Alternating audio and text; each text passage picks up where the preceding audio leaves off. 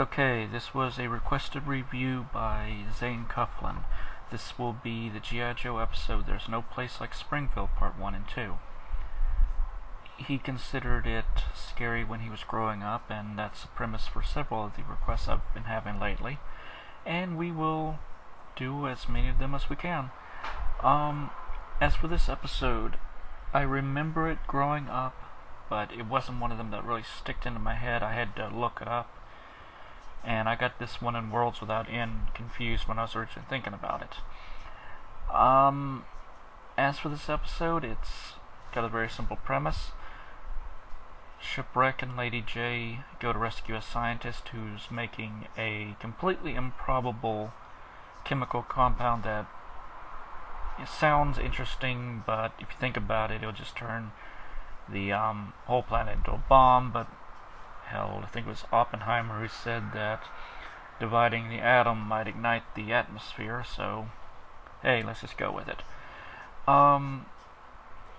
Shipwreck has the formula put into his head, and Cobra captures him and make this elaborate city, which is based off Springfield, which is their reoccurring theme of a perfect utopia city, and populate it with synthoids, which is basically clay people.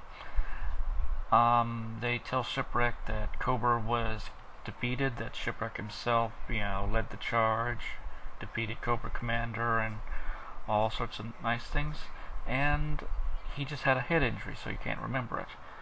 He's got his girlfriend here, who's his wife now, who is Mara, who was a mermaid in another episode, and a little girl who is their daughter. Overall, Shipwreck starts to realize things aren't making sense. They keep interrogating him, trying to find this information for the explosive. It was put in his subconscious, and only through saying a specific code phrase will it pop up. At one point, they even started reciting the entire Oxford English Dictionary. Code phrase, ironically, wouldn't have been in there. It's frogs in winter. Overall, this is not a bad episode. It's got nice psychology to it. It does fringely qualify as horror, but I'd say it'd be safe for kids to watch. Well, back then, all the stuff we watched was all weird. But it might make a good Halloween themed episode, especially during some of the psychology scenes, such as this one. Overall though, it feels dated, but it was made in, I think, 1986. There's not much to say.